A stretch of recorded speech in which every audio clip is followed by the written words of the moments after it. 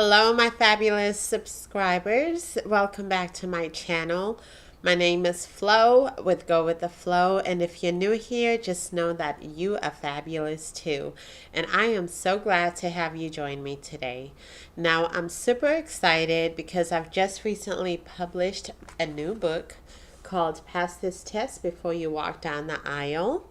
And I'm even more excited to dive into it with you over the next coming weeks. But first, let me remind you that I also write songs and have produced multiple albums under the name Battle Sync. In fact, YouTube created a channel called Battle Sync Topic for my music, and I'll paste the link in the description below.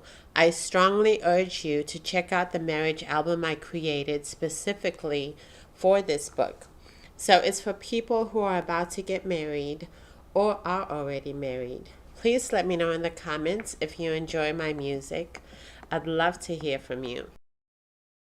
With the Flow 504, bringing you life content. Please like and subscribe so you can keep up with the flow of life. Know what's trending today. Get some motivation, or just relax and enjoy the video. Now back to today's video. We are going to go over chapter 1. So chapter 1 of Pass This Test is basically just talking about the myths of marriage. And I am so excited to kick things off with you. So, all right. Let's talk about the beginning of your marriage journey.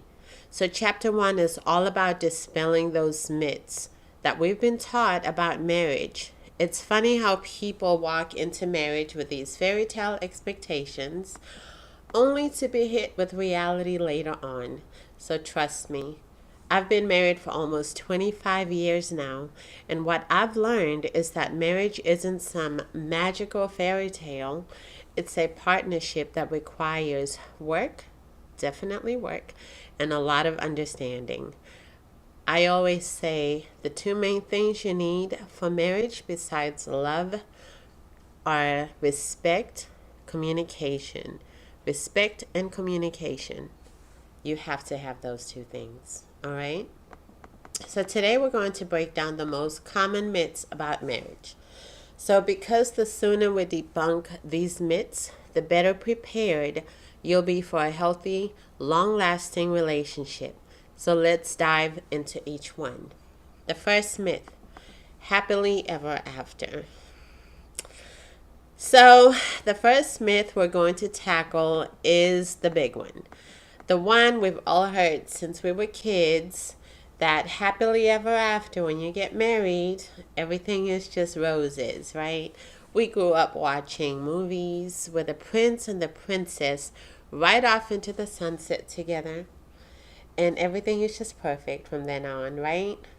Well, the reality, it is not that simple, my friends. It is not that simple. Marriage isn't the end of the story. Trust me, it's just the beginning of a new chapter.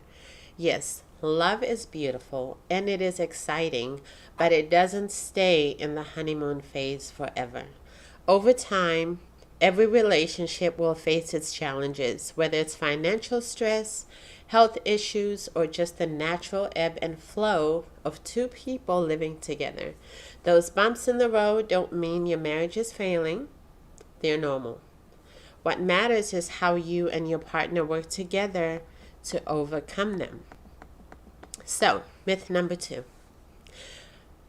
You have to marry a rich man to be happy, right? I don't know. Now let's move on to another myth that I am sure you have heard. Yeah, we've all heard that one. You do have to marry somebody rich if you want to be happy, you need security. Well, this one might hit home for some of you, but listen, money is very important. Yes, it is. I'm not saying that it's not. Financial stability can definitely ease the stresses of life, but it does not guarantee happiness. Trust me, money can't buy emotional connection, respect, or the deep bond that makes a marriage last. In fact, studies show that after your basic needs are met, More money doesn't add much to your happiness. What truly makes a difference in marriage is emotional intimacy, shared values, and mutual respect. You could marry the richest man in the world, but if there's no emotional connection, that marriage will struggle. So don't focus solely on wealth. Focus on building a strong relationship. The next myth. You have to marry your soulmate. So next up, we have the myth of the soulmate. Well, the idea that there's one perfect person just out there for you sounds so romantic and idealistic. We all would love to have that one soulmate that's just there waiting for us, and they find us or we find them and we find each other. But real life isn't quite like that. There isn't just one person for you. The truth is, no one is perfect. And if you expect perfection from your partner, you're setting yourself up for a big disappointment. A successful marriage doesn't come from finding the one, it comes from working together as a team. You build a beautiful, lasting relationship by supporting each other through the highs and the lows, not waiting for some mythical perfect match. And like I tell my kids all the time, you have to build a strong foundation, and definitely based on love, communication, and mutual respect. You will hear me mention these things throughout this book, because without that, that is your basic foundation for a strong, successful marriage. Now, the next myth. This next one is love conquers all. If only it were that simple. Love is amazing, yes, but it's not a magical cure-all. A strong marriage needs more than just love. It needs communication, trust, and respect. You have to put in the work.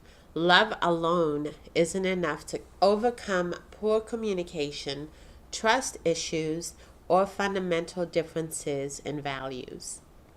So while love is an essential ingredient, it's not the only ingredient. So make sure you're cultivating communication and trust in your relationship too. Myth number 5. So here's a myth that can really trip people up. Marriage should be full of sparks and passion forever.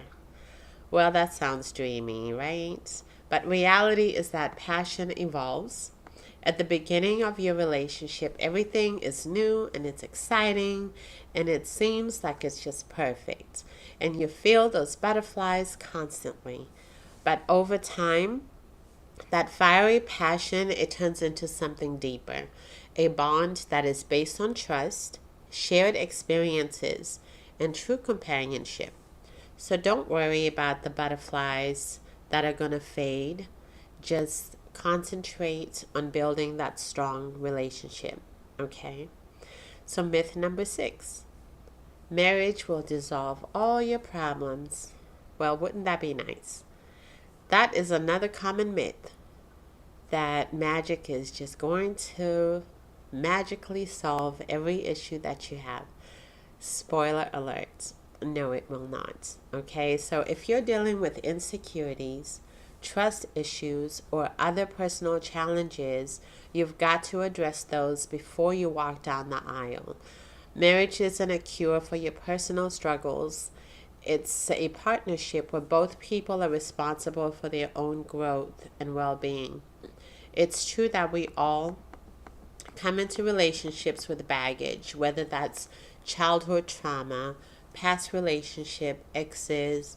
Those issues are not just going to go away. Some of these things we have to individually work on ourselves before we can get into a marriage. And that is why we wrote this book, to see what is it that we need to work on so we can love ourselves and we can be happy on our own before we include somebody in a lifelong journey with us, because it's not their job to make us happy and to solve all of our problems.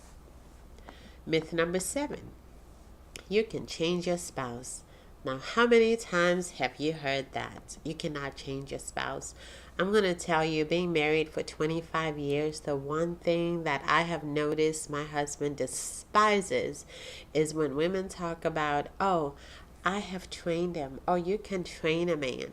Don't ever say that to your man. Don't ever talk like that, period. You cannot train anyone. Yeah, let me tell you, that's a recipe for disaster. People change, yes, but only if they want to.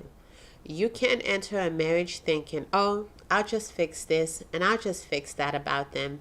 No, the only person you can change is yourself. That's the only person you should ever try to change in any marriage or any relationship, really. So if there are things about your partner that you don't like or you can't live with, then you need to address those issues now. Don't walk into a lifelong commitment expecting this great transformation because you can't live with the things that they say and things that they do. That is not going to change. You have to be willing to live with those things that you don't like forever. Myth number 8. Constant grand gestures are necessary. Well, now, who doesn't love a beautiful surprise? I know I do. I love surprises. But real love isn't about those huge moments all the time. It's about the small everyday acts of kindness, thoughtfulness, and love. It's the simple things like making each other laugh, sharing a meal together, or just having meaningful conversations that build a strong marriage. Those grand gestures are fun, but they are not what holds your marriage together. And once you get married and you have children, you'll find that, you know what, your husband just taking some 30 minutes out to go play with the kids and tell you, hey, go take a bubble bath. You will love that. Would be a grand gesture in your eyes. Trust me, you're going to love things like that. It doesn't have to be, a prince and a princess in a palace. And no, real life needs those little small gestures that add up and make a huge difference between building a strong relationship. Myth number 9. Conflict means that you have a bad marriage. So let's talk about conflict, okay? So no, conflict is normal. It's how you handle the conflict that matters. It's not whether or not you have conflict, but how you handle it. Every couple is going to have disagreements, but the key is working through them together in a healthy way. The goal isn't to avoid the conflict. You can't just say, oh, we're not talking about it. I don't want to talk about it. No, you have to talk about it. Whether you want to talk about it now or if you want to talk about it later, that's fine. But learn to communicate and resolve whatever issues you have effectively. So last but not least, let's debunk the myth that marriage will complete you. If you're walking into a marriage expecting your partner to fulfill your emotional needs, you're putting too much pressure on them and your relationship. You need to be complete on your own first, and your partner should also be complete on their own and should only be adding to your happiness and not responsible for making you happy. And you are not responsible for making your partner happy either. You guys should just be adding to each other's happiness, okay? You shouldn't be the sole source of their happiness. So, just some closing thoughts that I have for you.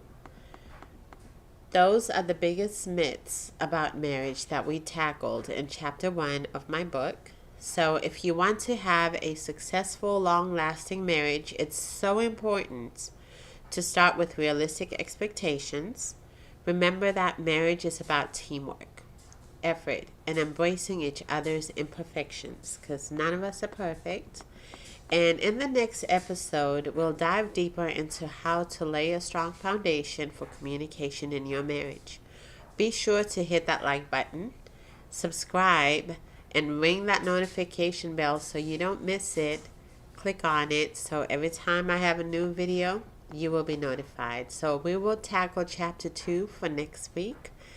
And I will see you guys in my next video. So before I go, don't forget to check out my music especially my marriage album, which is linked below. Thank you so much for joining me today. I cannot wait to continue this journey with you. And until next time, remember, you're going to have to pass that test before you walk down the aisle. Bye, guys. Stay fabulous. Thank you for watching my channel. Go with the flow 504. If you like my content, please subscribe, like my videos, and hit the notification button so you don't miss any future videos. Stay fabulous and have a fabulous day.